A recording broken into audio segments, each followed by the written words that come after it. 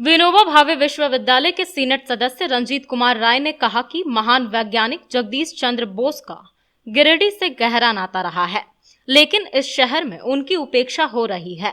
कहा कि उन्होंने अपने जीवन की अंतिम सांस गिरिडीह में ही ली थी। जिस मकान में उन्होंने अंतिम सांस ली थी, उस मकान में आज भी उनकी वह तिजोरी मौजूद है जिसे आज तक खोला नहीं गया है। जेसी बॉस के मकान को अब विज्ञान भवन बना दिया गया है।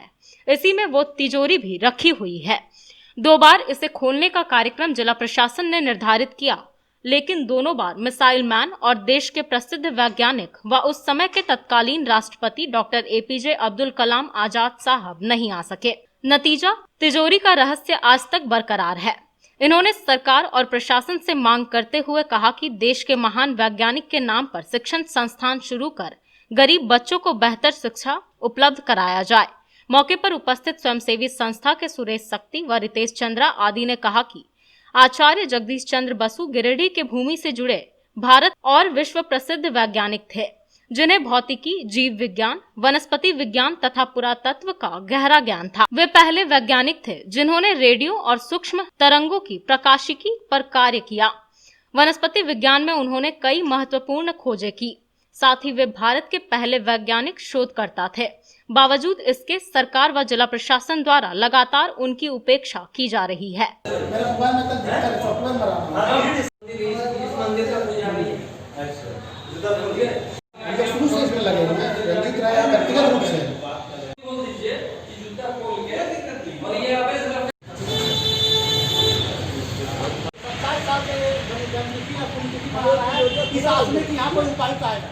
पिछले कई वर्षों से हम लोग महान वैज्ञानिक सर जेसी बॉस जी की पुण्यतिथि 23 नवंबर को मना रहे हैं और हर बार शासन, प्रशासन और सरकार को आग्रहपूर्वक कह रहे हैं कि जो पूर्व में योजना बनी थी यहाँ पे तारामंडल का स्थापित करना और सर जेसी बॉस के नाम से केंद्रीय विश्वविद्यालय की स्थापना हो।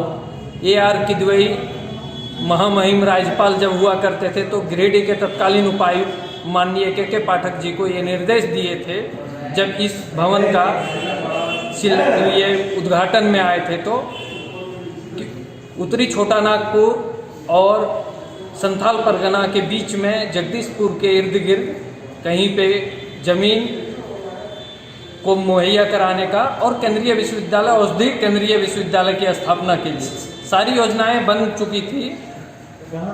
फिर भी जब झारखंड अलग हो गया तो झारखंड अलग होने के बाद ये झारखंड की दुर्भाग्य थी या गिरिडीह की या पूरे विश्व की, ये मैं नहीं कह सकता हूँ।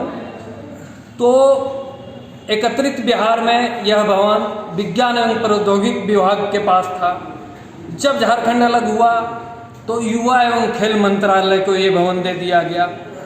दुर्भाग्य यहाँ देखिए कि एक वैज्ञानिक का खेल, युवा एवं खेल मंत्रालय से क्या मतलब है, जबकि बिहार में यह विज्ञान एवं प्रौद्योगिक विभाग में था। वर्तमान में जो स्थिति है, कितने बार इनका जो शोध किया हुआ तिजोरी है आज तक दुर्भाग्य से खुल नहीं सका है और कितने बार प्रयास भी किया गया। हमारे मिसाइल मैन तत्कालीन महामहिम राष्ट्रपति का 2 बार योजना बनी कि उस तिजोरी का खोलने। दुर्भाग्य है ये, क्योंकि शासन, प्रशासन और सरकार की इसमें कोई इच्छा नहीं है, क्योंकि इसमें निजी फायदा नहीं है इन लोगों को। यहाँ से कोई जनप्रतिनिधियों को भी कोई फायदा नहीं है, क्योंकि यहाँ से मतदान या वोटर नहीं है। लेकिन ये वो नहीं जान रहे हैं कि केंद्रीय विश्वविद्यालय गिरिडीह में स्थापित होता है और इनके नाम से होता है, तो यहाँ के गरीब गुरबे विद्यार्थी, छात्र छात्राएं उच्च शिक्षा, अच्छी शिक्षा प्राप्त करेंगे। इस पर कोई जनप्रतिनिधि ने, शासन प्रशासन कोई पहल नहीं। बार बार अच्छा नहीं लगता है कि हम लोग रोड पे उतरें, रोड जाम करें। यहाँ के कितने जिले अधिकारियों को हम लोगों ने रोड पे खड़ा किया। इसी भवन में हम लोगों ने जब कुछ नहीं हम लोगों को मिला तो पदाधिकारियों को भी यहाँ पे बंद किया। लगता है कि पुनः भी 10-12 साल पहले जो हम लोगों ने किया है वो करना पड़ेगा। अंत में क्या किया जाए जब प्रशासन नहीं सुन रहा है, सरकार नहीं सुन रही है। हम लोग कोई निजी स्वार्थ के लिए ये काम नहीं कर रहे हैं, ये गिरिडीह के लिए, और ये विश्व धरोहर जो हैं इनके नाम से कुछ हो। आज ये गिरिडीह के लिए गौरव की विषय है। 1930 से 1937 तक इन्होंने इसी भवन में और पारसनाथ के तराइयों में इन्होंने जीव जंतु पेड़ पौधों में शोध कार्य किया है और अंतिम सांस इसी भवन में लिए हैं। इनके नाम से एक विद्यालय भी है बालिकाओं के लिए, सरजैसी बोस बालिका उच्च विद्यालय। वर्षों से उसके नाम से भी एक उत्क्रमित होके +2 हो, ताकि छात्राओं के कोई समस्या नहीं हो शिक्षा में। उस पर भी शासन प्रशासन और सरकार की ध्यान नहीं है।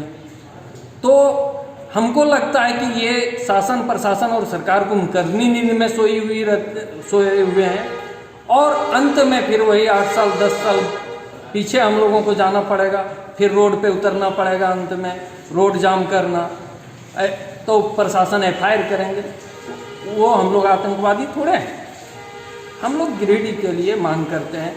ये भवन की स्थिति इतनी जर्जर है, ये जो मनोरंजन भवन बना है जिसमें तारामंडल का स्थापना होना था, वो भवन को अवैध कब्जा किए हुए उसका भाड़ा क्या दे रही है सरकार या सर्व शिक्षा अभियान या समर्थ शिक्षा, इसका कहीं कोई हिसाब नहीं है। और ये भवन को खाली करके पुस्तकालय के रूप में तब्दील किया गया था हम लोगों के लड़ाई के कारण।